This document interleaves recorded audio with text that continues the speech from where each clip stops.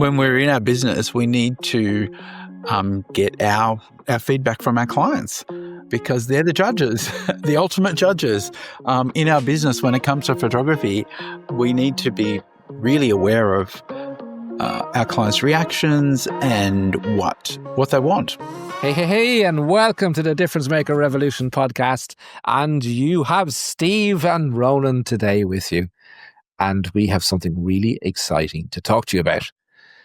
So, Steve, I know, like, sometimes, whether you work for yourself or you have a team who work for you, right, that sometimes our reality of what happens and what actually happens can be different, right? Slightly? So it can be, right? You know that story, Steve, of 10 people see a car accident, right? And they interview the 10 people separately and they all have a different interpretation as to what happened. In fact, even whose fault it was or what color the cars were, or, all that sort of stuff. Exactly. So, well, it's kind of like when you watch The Voice and you get these people that go up on stage and, think that they sound like Whitney Houston. But yeah, but nobody else can hear it other than them. But do you think that they actually think they're good singers and they're doing it for a bet, or do you actually think that they think they're good singers? No, I think there's a lot of people out there that think that they are pretty awesome. And it's great to believe that you are, but when they head up on that stage and they're in front of the judges, reality sort of comes in. So we've got to really, when we're in our business, we need to get our feedback from our clients because they're the judges, the ultimate judges in our business. When it comes to photography, we need to be really aware of our clients' reactions and what they want. And I know you're a big fan of checklists, right? Because checklists can help focus us on what we should be considering, how something went, and give us feedback as to how we can get better, because we can always get better, right? And if when we do a good job, it shows us we did a great job, right? Yeah. Well, for me too, because I had a team, it allowed me to put in systems, and it allowed me to travel, take time out of work, and it kept my team members accountable. And then I had my own checklist. So as a business owner or as a studio manager, because really the studio owner is the studio manager, I had to fill out my own checklists because I can't remember everything.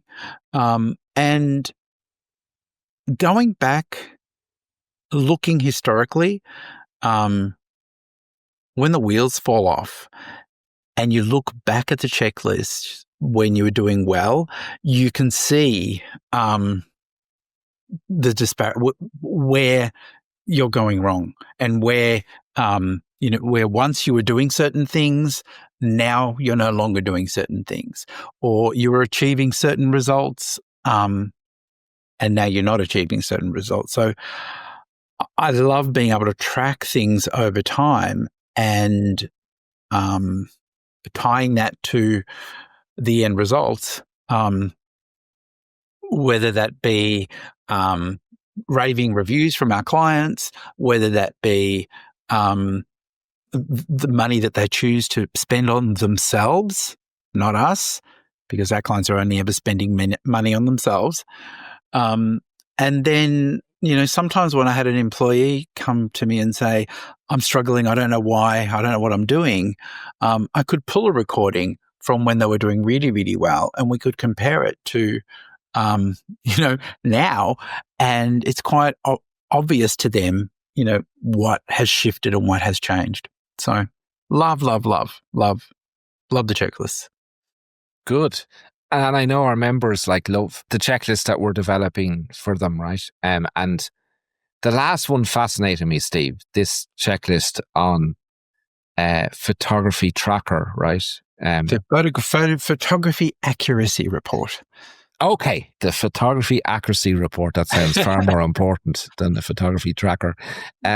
So do you know why that sounds much better, Steve, what you just said? Because when I say photography tracker, I'm sure people were thinking, those things they put on prisoners to track where they are with GPS, that it was something like that. But I don't think that's what you're talking about, right? I thought you meant it had a GPS location on every photo.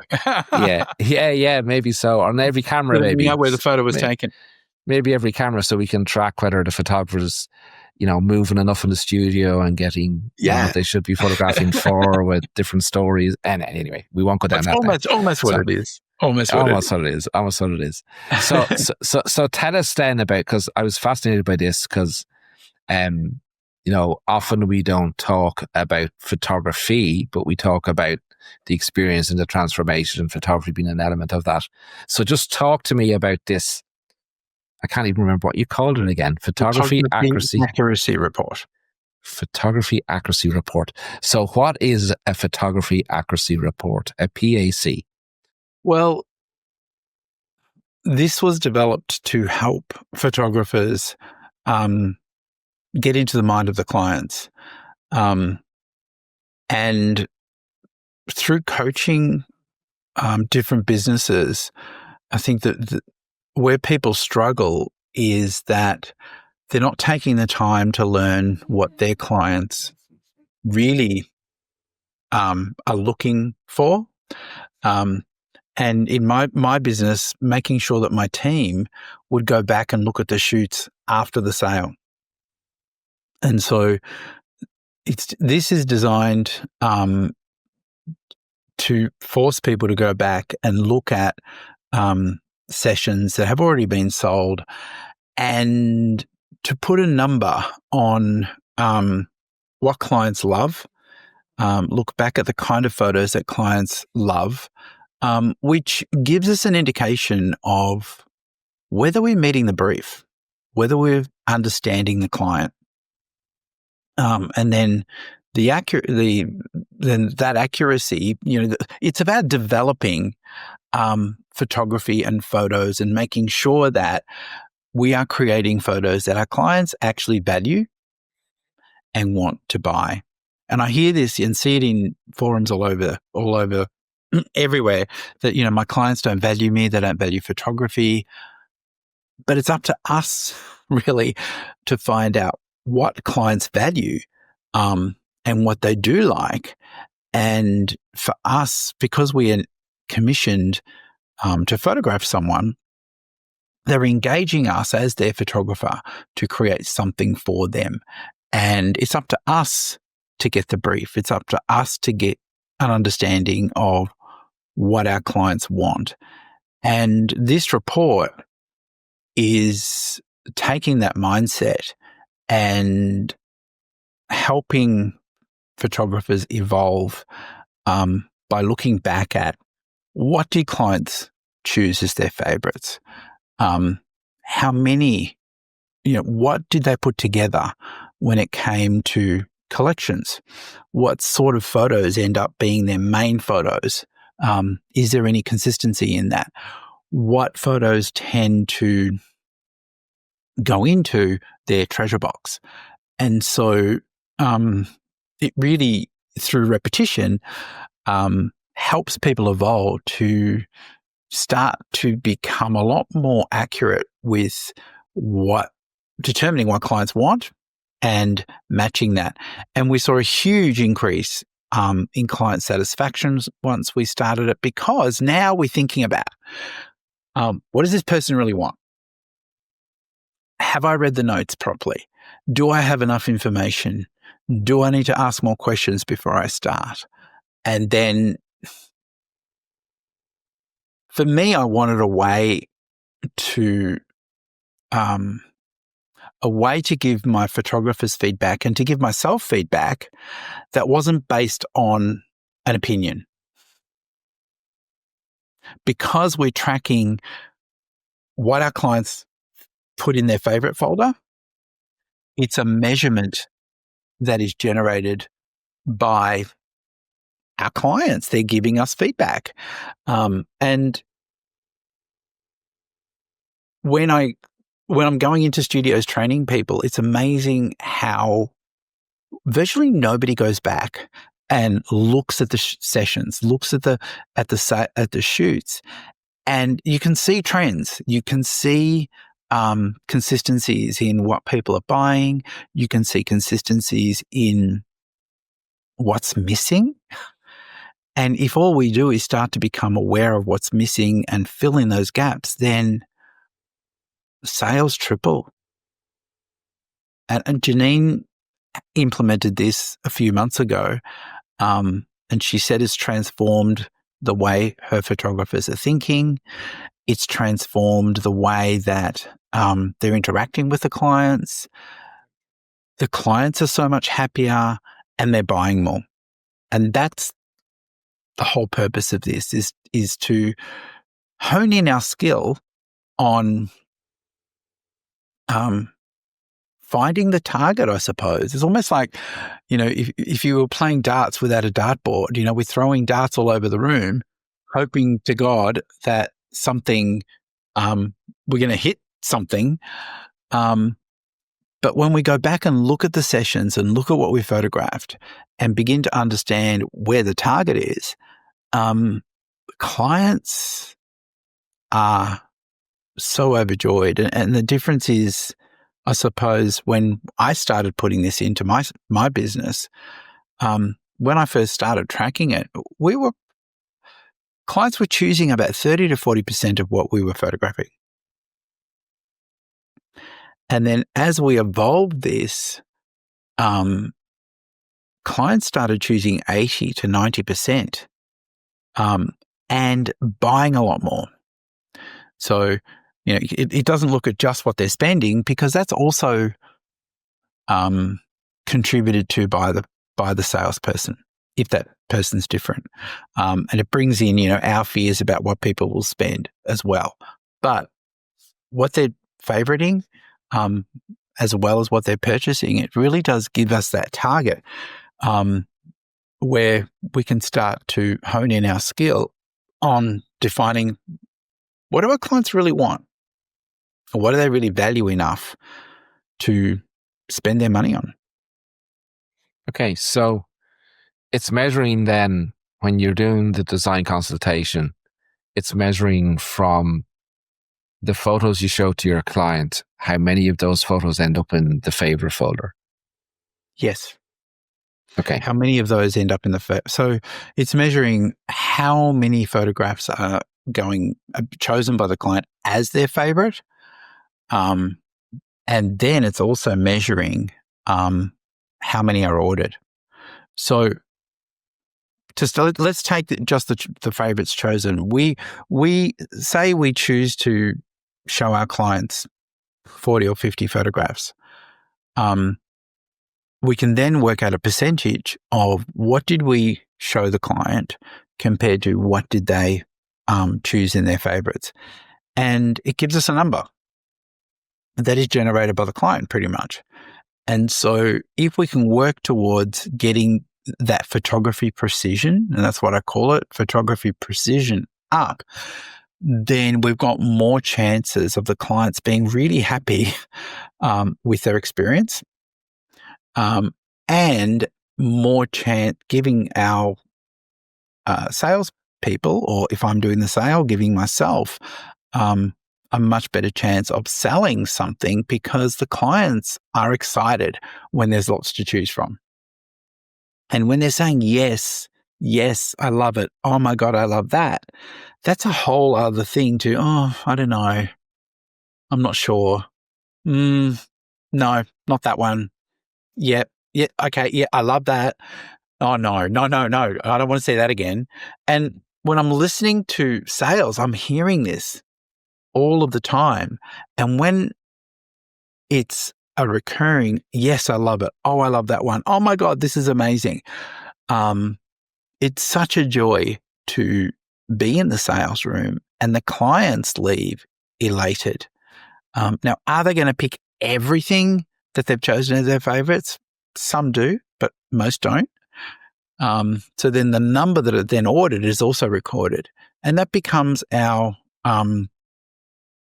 photography sort of accuracy, and it gives us some idea of that percentage of brief to purchase. How well did we understand the brief to purchase? Again, that's influenced a little. That's also influenced by the salesperson. But given that you've got the same salesperson all the time and you're just tracking the percentages, then if that's a constant, as long as we're trying to improve it, that's all that really matters. So it really, I suppose, makes us aware of what clients really want out of their photo sessions. And I think that that's important. Yeah, it is really important. And, as somebody who likes numbers and likes, believes in Peter Drucker's, if you don't measure it, you can't manage it. It sounds like it's not just a tool if you've got a team, but it's a tool that can help even a solopreneur, right? Yes. To look back at and see how we did on that and learn from that. And I don't think until I met you, Steve, I'd never heard anybody else in the industry talk about this sort of thing before. I'm a freak. That's one word for it. I'm a freak. Yeah. And I suppose, I think because I bought a studio, I invested in a studio, I put $250,000 of my own money to buy a studio, I bought a business. And I approached it with a completely different mindset. But everybody's putting, everybody's, money's relative. So, it doesn't really matter how much you spend towards what you're doing. I think because I made that initial investment, in my head I was buying a business, I approached it very differently. And so for me, mindset is everything. And this report for me helps the mindset of the photographer to find opportunities and look at sessions and learn from sessions and grow from every single session. And I honestly believe that as photographers or as business people, it's constant and never-ending improvement. We never stay the same. And if somebody is commissioning us to create for them, then we need to take on that feedback and we need to value that feedback. Because unless we understand the brief, unless we understand why they've commissioned us to create something for them, how are we ever going to evolve and become better in the mind of the client? Now, I know, when people enter awards, there's print judging nights, there's practice nights, there's lots of forums discussing what the judges are looking for, what all the categories mean. There's so much effort going into getting the brief from the judges and to be able to win those awards. But when we are photographing for clients and they're commissioning us, we have to put even more effort into understanding the category, right? Understanding who the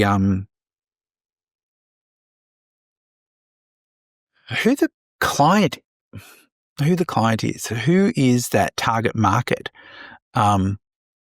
Like you may be photographing for a family, but if they're after something to give to, say there's a grandparent that lives overseas and they want to buy something for that grandparent, that's a different kind of photo than what you're going to photograph for a 30-year-old who has that child and has this funky home and wants something stylish and, quite modern for their home. It's going to be very different. So really understanding who you're shooting for, because in one session, you could be photographing for multiple multiple end users. So I can see our listeners going, what do you mean, Steve? Like, I was taught that I bring the client in and I do this set of poses. You know, some people have even invented a dance to bring you through the poses so you remember the poses to put the client through. And we're photographing that, and we just, you know, do that for everybody because everybody is the same. So what you're saying to me, that's cookie cutter, isn't it? That's it's what? Cookie cutter photography. It's, you know, you've got your standard repertoire and you're doing the same thing every time, and really you're not catering for the whole purpose of why people are coming in. And once we implemented this, we found that our sales became so much more consistent, and so much people were spending more in multiples. Okay. But it's the consistency is where the key is, because, you know, when you get a great sale and then you get 3 crappy sales, right? You know, we all celebrate our great sale, but we want all of our sales to be elevated and not to have those crappy sales, because that's what brings everything down, and it brings your own motivation down and your own self-esteem down. And sometimes it's hard to recover after you've had a few knocks. And, you know, once we started implementing this, that kind of went away because we became so much more focused on what the clients really, really wanted from us. Okay, so I have a big question for you, right? So my big question is, you said that when you first implemented this in your business, you know, the results were somewhere between 30 and 40%, right? Yeah. And then eventually they got over 80 and between 80 and 90%, right? Yeah. So I'd like to understand that journey a bit more. I think our listeners would too. So let's say I do this for the first time, right? And I get 42%, right? Yep. What do I now do? Well, you now take note of what your clients are liking out of the session, and you begin to create more of that. Okay, so rather than photographing, and you'll start to see trends. So you're doing this for every shoot, and you'll start to realize that, oh, okay, I really love those photographs where I've put somebody on this backdrop that I absolutely love, and I've photographed full length, and I photographed their back, but there's a consistency of that never ends up in the favorites folder. So, but what the clients do love is that what they tend to be putting in their favorites folder and buying is that same backdrop, but I'm doing some close-ups of their face. They're liking some detail photos of just maybe their hands and their lips. Maybe I've taken some photographs of the children, just their hands, holding hands. And that seems to consistently be chosen, consistently end up in artwork. And so you start to narrow in and zoom in on all of those things that clients are liking, and not spending as much time on the stuff that clients don't tend to be wanting to buy. Now, a lot of people will say, well, you know, that's my creativity, that's my thing. Yeah, it is. It's yours. And you need to do it on your time, not on the client's time, because they've commissioned us to work for them and create for them. And, you know, all of that stuff that we loved, and we all do it. We love to create something different. Now, you know, when you have got all of the substance and you've done all those things, sure, do something a little bit different, do something a little bit alternative. But you'll know that 80% of what you've just done, the client's going to love.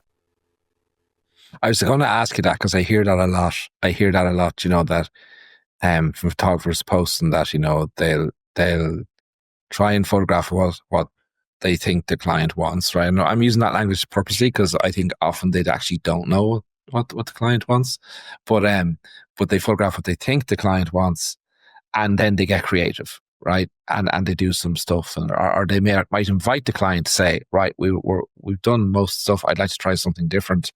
Are you on for that? So you think that's okay? That's okay to do that?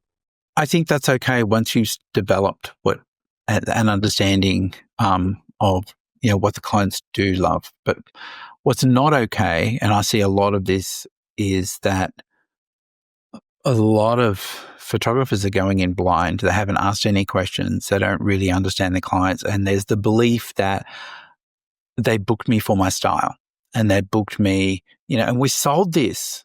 We've sold this that, it's my style that's making them book. It's my style that makes them want to come in. You got to understand that people go through different phases in the buying cycle. Now, when somebody's looking for a photographer, they may be searching for somebody with a certain style. I dare to say 80% of people are not, but there are some people that are, okay? And in that buying stage, they are looking at style. But then once they've decided and once they've booked, then they're looking for somebody who is going to listen to them and somebody that they can trust. And so that trust becomes really important for them to feel as though you care and that you see them is also really important. And unfortunately, a lot of people sometimes leave feeling like they were an object being photographed. Yeah. So it's a subject, it's an object that's had lighting and posing, rather than engaging in an experience where they felt that it was effortless and that you brought out those inequalities, their personality, and that it was specific for them. Because when, a client's telling you about the fact that this man that they chose is their rock, and when he sees that I need him, he has this look where he just sort of turns his head and looks me straight in the eye. There's your shot, right? And then he reaches for me and he almost touches my hand, but he doesn't. There's your shot. And so when you're having these discussions on, what does it mean, when you say, here's your rock, take me to a time when he showed you that. What does he do? What are those first things that let you know that he realizes you need him right now? And you take them through that. Those photos become really important because you can then, during the shoot, say, okay, Anne's here, and you've just realized that, she's nervous walking into a room. And all of a sudden he'll do that. He'll turn his head and he'll look at her in that way, right? And so you're initiating all of that. And so what happens is the photos that we take become so much more meaningful. Now, whether that's a close-up shot, whether that's a full shot, frame photo, whether that's, the background's even important or not, that's where you start to look at those photographers' reports, look back at, the photos that people are choosing over others, and you tend to learn. But it's the same as when you go to print awards. People love to go to the awards. They love to watch what's winning. And I don't see it any differently. The more you go and see what's winning, the more you hear the judges talking about every photograph and why they like it, what they like about that photo, what could be improved. People sit for hours and hours and hang out for this every year. Why aren't we doing that with our clients? Great question, Steve. And I think it's a great question to probably end this podcast on. Okay. But for everybody, we know you've liked what you've heard. So to learn how to ensure that your client experiences are well above par with the photography accuracy report, to see how I got that par out of photography accuracy report. Put that in. Make sure that you click on the link below and join the inner circle. And for those already in the inner circle, make sure that you download your photography accuracy report and put it into action, because we're providing this for you, and it'll make a huge difference to your business. And we have 2 amazing workshops coming up soon with the amazing Steve Saporito in Glasgow. Beautiful city to visit, so it doesn't matter what part of the world you're in, make your way to Glasgow. We have Empower in September, and we have Effortless in October. Yes. So they are on the website, so don't miss out. Visit differencemakerrevolution.com, click on workshops and sign up, and we'd love to see you there, where everything you've learned in this podcast is brought to another level. So on that note, we'll see you soon on the next one. Bye from me. Bye, everyone. Thank you.